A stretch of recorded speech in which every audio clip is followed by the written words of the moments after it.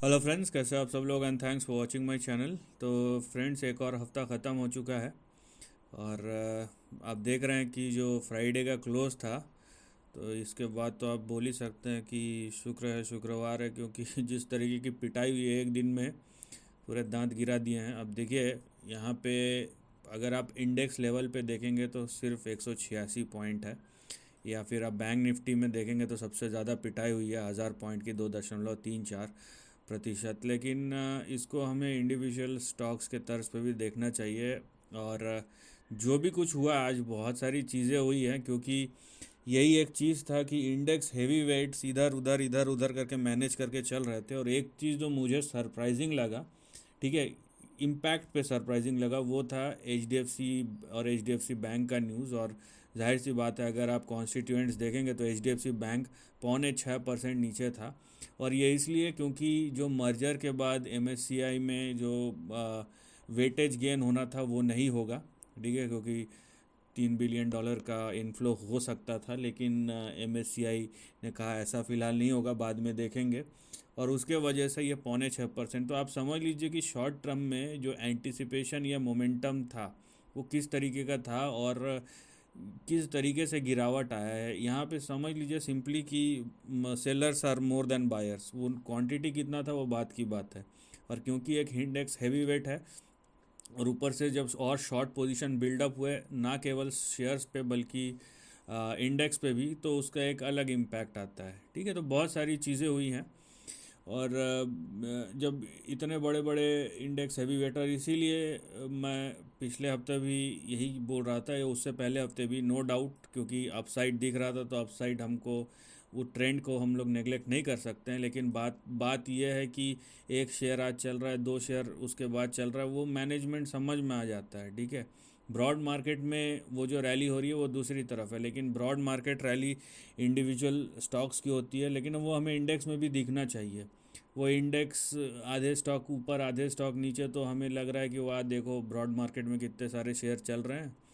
और जाहिर सी बात है, जब स्मॉल कैप और मिड कैप चलते हैं तो 10% या 15%, 20%, उसको दिखा के हम बाज़ार का स्ट्रेंथ नहीं पता कर सकते। देखिए, मेरा जो व्यू रहता है वो एक हफ्ते के लिए, अगले एक हफ्ते का रहता है। तो जाहिर सी बात है, इसमें आप ये थॉट इंक्लूड मत कीजिएगा कि अगले 6 महीने के लिए। नहीं, अगले 6 महीने में हो सकता है पूरा सिनारियो बदल जाए, एक बड़ा करेक्शन भी आ जाए, उसके बाद इतना बड़ा अपसाइड आ जाए कि पूरा ट्रेंड ही चेंज हो जाए, तो बहुत कुछ हो सकता है, राइट। तो बहरहाल पहले हम देखते हैं, क्योंकि इतना सारा है, मैं भी सोच रहा हूँ कि क्या बोलूँ क्या नहीं बोलूँ। यहाँ पे देखिए निफ्टी कॉन्स्ट बैंक का कॉन्स्टिट्यूएंट है, और यहाँ पे कुछ चीज़ें आप देखिए। ये सबसे ज़्यादा पिटाई हुई है फेडरल बैंक की, 8.18%। उसके बाद है H D F C bank. उसके बाद है आपका इंडसइंड बैंक। मतलब ये ऐसा नहीं है कि इंडसइंड बैंक तो फेस था, क्योंकि ये कि इंडेक्स हैवी वेट है। और उसके बाद जो लेफ़्ट राइट सेंटर पिटाई हुई है ना, वो जाहिर सी बात है कि यहाँ पे पोजीशन बिल्डअप हो गए थे। शेयर्स में कितने पोजीशन बिल्डअप हुए थे, कैश में कितने और एफ एंडो में कितने, ना ऐसा पता चलता है जब धड़ाधड़ गिरते हैं ना। अगर वो कैश में हुआ होता तो शायद इतना नहीं होता, लेकिन एफ एंडो में जो बिल्डअप हुआ है और इंडेक्स में जो बिल्डअप हुआ, उसका इम्पैक्ट आपको क्लियरली दिख रहा है कि किस तरीके से। और आज का सेविंग ग्रेस जो था वो आईसीआईसीआई बैंक था, तो अभी देखते हैं कि कितना और संभाल सकता है ये अकेला। क्योंकि क्या है ना, at the end of the day, अगर बाकी, ये ऐसा नहीं है कि सब शेयर गिर रहे हैं तो अच्छा शेयर क्यों गिर रहा है, क्योंकि लोगों को प्रॉफिट निकालना होता है। हर कोई हमारे आपके जैसा छोटा इन्वेस्टर नहीं होता है, लोगों का बिजनेस है ये, और उनको प्रॉफिट रोलिंग में निकालना पड़ता है। ठीक है, वो नहीं निकालेंगे तो वो अपने जो, अगर वो महीने का भी देखेंगे ना, उनको हर महीने कम से कम, या तो उन लोग कोशिश करेंगे हमेशा प्रॉफिट में निकाले, नहीं निकाले तो जितना कम से कम लॉस हो या ना लॉस हो, उसमें पोजीशन काटेंगे। और यहाँ पे ये भी देखना पड़ेगा कि एफआईआई ने कितना बेचा है, क्योंकि ये बात बहुत क्लियर था। अगर आप यूएस का मार्केट देखेंगे, मैं वो भी दिखा देता हूँ आपको कि यूएस के मार्केट पिछले कई दिनों से गिर रहे थे। आप देखिए 29 से यूएस के मार्केट गिर रहे हैं। यहाँ पे ये डाउ जोन्स है, उसके बाद एसपीएक्स का भी दिखा देता हूँ आपको, ये एसएनपी 500 है। अब देखिए पिछले 5 दिन से। उसके बाद मैं आपको नैस्डैक का भी दिखा देता हूँ, है ना। तो यहाँ पे ये देखिए, ये नैस्डैक, ओके, ये नैस्डैक इंडेक्स का, ठीक है, यहाँ पे दिखा देते, ये नैस्डैक का है। तो अब देखिए यहाँ पे कम्प्लीटली एक डिस्कनेक्ट था, क्योंकि यूएस के मार्केट पिछले 5 दिन से, एक हफ्ते से गिर रहा था, हमारा बाज़ार नहीं गिर रहा था। तो ये एक डिस्कनेक्ट था, रोक के आज एक दिन में लपेटा है अच्छे से, और कुछ नहीं है ना। तो यहाँ पे ये डिस्कनेक्ट पहले से ही था, ये ऐसा कर ढका छुपा नहीं था। लेकिन क्या है कि अपना पहलवान हार रहा हो ना, तो उसको सब कंधे पे उठा के जीत गया कर लो भाई, लड़ने की ज़रूरत ही नहीं है। तो उस तरीके की चीज़ें हुई है पिछले एक हफ्ते में, कई दिनों से ही हो रही है। अभी आगे क्या होता है वो देखने वाली बात है। यहाँ पे बहुत सारे न्यूज़ है, मैं उस पर नहीं जाके ट्रेंड पे ही बात करूँगा, नहीं तो फालतू का लंबा हो जाएगा। लेकिन हाँ, एक चार्ट आपको ज़रूर दिखाऊंगा निफ्टी बैंक निफ्टी से पहले, कि विक्स का, जो इंडिया विक्स है ना, वो नो डाउट आज यहाँ पे आपको देखने मिलेगा कि 12.37 यहाँ पे आज अच्छा खासा, यहाँ पे देखिए ये 10.8 पे चला गया था, वहाँ से आपको 12.37, और ये एक बहुत ही अच्छा पैटर्न यहाँ पे डेवलप हो रहा है। आप अगर शॉर्टर टर्म में जाएंगे ना, आवरली चार्ट में, आप देखिए कितना अच्छा यहाँ पे प्राइस चार्ट डेवलप हो रहा है। और अगर आप विक्स को देखेंगे, ठीक है, ये विक्स का चार्ट है, यहाँ पे देखिए मैं 2 घंटे का चार्ट दिखा रहा हूँ आपको, क्योंकि विक्स क्या है ना, मार्केट के सेंटीमेंट के रीडिंग पे, कि जितना अनसर्टेनिटी होगा ना, विक्स उतनी तेज़ी से बढ़ेगा। कितना पॉइंट गिर रहा है बैंक निफ्टी उससे कोई फ़र्क नहीं पड़ता। विक्स जितना ज़्यादा वोलेटाइल होगा ना बाज़ार में, जितनी ज़्यादा अनसर्टेनिटी होगी, विक्स उसको दर्शाएगा। वो ये नहीं बताएगा कि गिरने वाला है या बढ़ने वाला है। मोमेंटम तो बढ़ते मार्केट में विक्स बढ़ गया तो बाज़ार ऊपर ही जाएगा, बहुत तेज़ी से जाएगा, उस तरीके की चीज़ है। लेकिन आप विक्स को देखिए जिस तरीके का सपोर्ट ले रहा है यहाँ पे आवरली चार्ट पे, ये अगर 11.93 इसको होल्ड कर रहा है, तो आगे आपका विक्स पे 16.17, उसके बाद यहाँ पे देखिए 17.3, और ये एक्सटेंड करेगा 19 तक। तो ये अच्छा इंडिकेशन नहीं है। बाज़ार गिर रहा है और यहाँ पे विक्स स्पाइक किया ना, तो मोमेंटम अगर नीचे के साइड है, तो ये जैसी विक्स बढ़ेगा आपका फॉल भी उतना ही बढ़ेगा, वैसे ही बढ़ेगा। तो ये बात आपको ध्यान में रखनी है। मैं फ़िलहाल बाज़ार में गिरावट हो रहा है या गिरावट होगा उसका इंडिकेशन नहीं दे रहा हूँ, इससे अंदाज़ा मत लगाइए। मैं यहाँ पे फ़िलहाल विक्स की बात कर रहा हूँ, राइट। तो ये विक्स का यहाँ पे ट्रेंड बताना ज़रूरी था, क्योंकि विक्स यहाँ पे बढ़ना शुरू हो चुका है। और नो डाउट जहाँ पे 1000 पॉइंट की पिटाई हुई हो बैंक निफ्टी में, और बैंक निफ्टी में 1000 पॉइंट की पिटाई कोई बड़ी बात नहीं, क्योंकि 43,000 का इंडेक्स और गिर भी नहीं रहा था, ठीक है। वो अननेसेसरी आज 1 पॉइंट कल 2 पॉइंट इस तरीके से बढ़ेगा, कोई मतलब नहीं है। हाँ, एक चीज़ और आपको दिखानी है, निफ्टी का कॉन्स्टिट्यूएंट्स भी हम देख लेते हैं, क्यों छोड़ेंगे, राइट। तो निफ्टी का कॉन्स्टिट्यूएंट्स भी अगर हम देखेंगे, तो यहाँ पे देखिए आप कि निफ्टी का कॉन्स्टिट्यूएंट्स में किसकी पिटाई हुई है, पहले वो देख लेते हैं। देखिए एचडीएफसी बैंक और एचडीएफसी, यहाँ पे तो ड्यूअल इम्पैक्ट था, फिर भी उतना नहीं गिरा है, ये शुक्र मनाइए। एचडीएफसी बैंक, एचडीएफसी 5 पौने 6 5.5%, इंडसइंड बैंक, फिर Hindalco, Tata steel, UPL, MNM, Kotak bank, और एचसीएल टेक, यहाँ पे बजाज ग्रुप, इन्फोसिस। उसके बाद तो उतने नहीं गिरे हैं। चलने वाले में शायद रिलायंस कहाँ है, एक बार रिलायंस देख लूँ मैं, क्योंकि वही होगा यहाँ पे। ये देखिए रिलायंस, ये भी डाउन ही है। चलने वाले में सबसे ज़्यादा चला है टाइटन और मारुति और अल्ट्राटेक और नेस्ले। तो यहाँ पे ये एफएमसीजी वाले को छोड़ दीजिए, क्योंकि उनका उतना वेटेज नहीं है ना, वो अपने में चलते हैं। और ये टाइटन एक इंडिविजुअल स्टॉक है। टाइटन ने कभी ऐसा नहीं कि टाइटन के वजह से हम ट्रेंड डिसाइड करें। और बाकी ये अल्ट्राटेक और मारुति, ये मुझे डाउट है।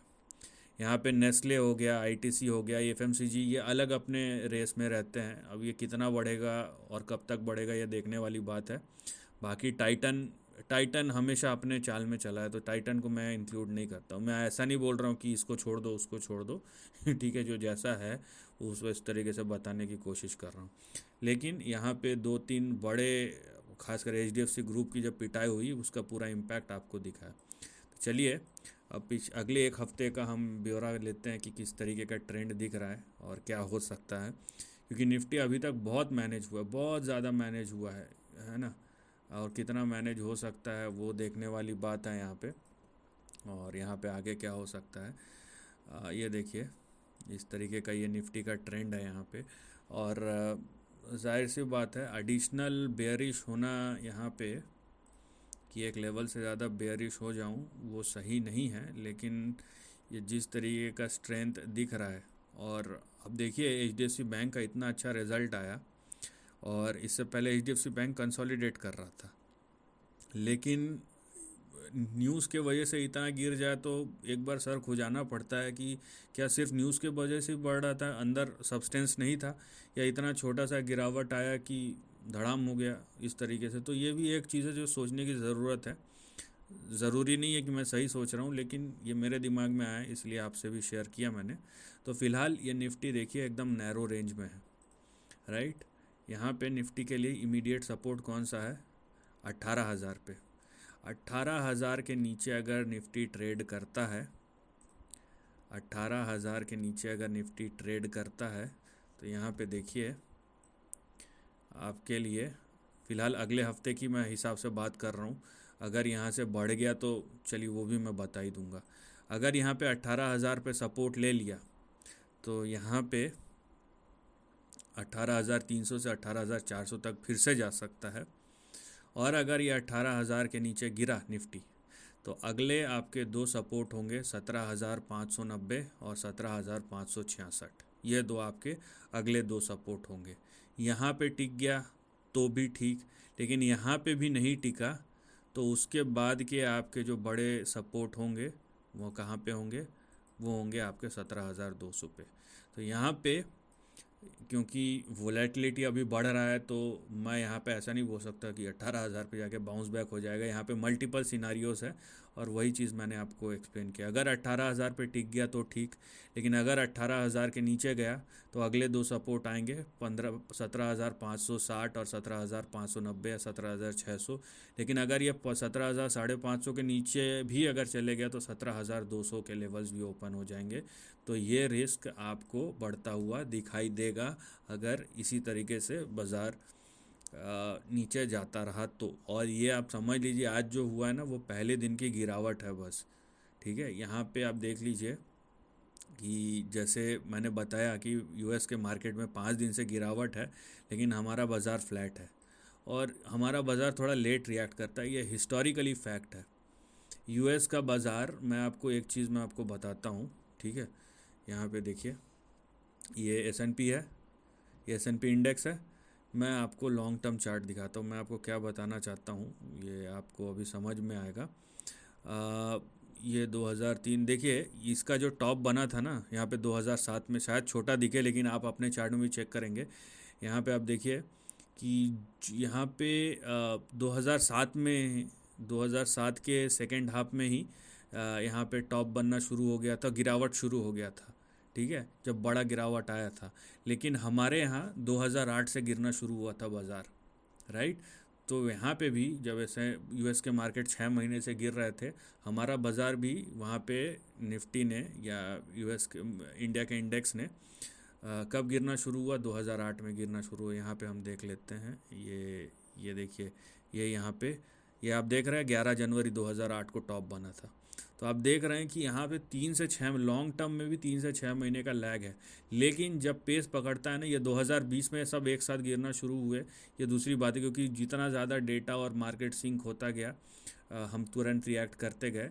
लेकिन ये पहले ऐसा था, तो ये जो थोड़ा बहुत आगे पीछे होता है ना, long term trend, short term trend, वो तो होता ही है, तो उसमें कोई बड़ी बात नहीं है। तो फिलहाल ये आपके ट्रेंड है। ओवरऑल आप देखेंगे 17,200 तक के भी जोन खुल सकता है अगर वोलेटिलिटी बढ़ गया निफ्टी में। लेकिन यहाँ पे कोई ऐसा नहीं है कि हार्ड एंड फास्ट के धड़ाम से 17,200 पे गिरेगा। यहाँ पे बहुत सारे लेवल्स हैं जिस पे आपको देखना है कि होल्ड कर रहा है या नहीं कर रहा है। लेकिन एक अच्छा खासा ब्लो लगा है, क्योंकि यहाँ पे जो 2 दिन की रिकवरी थी वो एक दिन में ही धराशायी हो गई। चलिए निफ्टी बैंक पे चलते हैं, क्योंकि निफ्टी बैंक सबसे ज़्यादा कंजर्वेटिव था गिरने के मामले में, और आज 1000 पॉइंट का फटका जो लगा है उससे उसके भी दांत खट्टे हो गए होंगे, ठीक है। क्योंकि Nifty bank personally I don't think कि इसको इतना बढ़ाना चाहिए। बढ़ गया वो दूसरी बात है, मेरे आपके बोलने से तो नहीं होगा।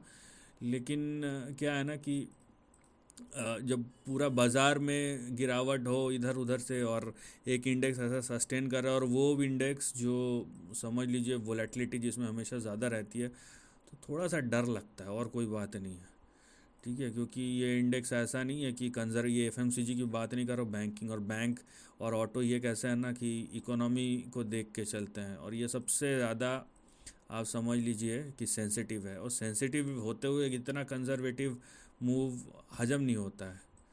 एनीवेज, यहाँ पे देखिए आप निफ्टी बैंक की चाल अगर आप देखेंगे तो ये अपने सपोर्ट की ओर अग्रसर है। वो सपोर्ट कहाँ है? 42,240 पे ये अगला सपोर्ट है। अब यहाँ से हो सकता है ये अगर बाउंस बैक कर जाए तो 44,000 चले जाए, ये एक पॉसिबिलिटी है।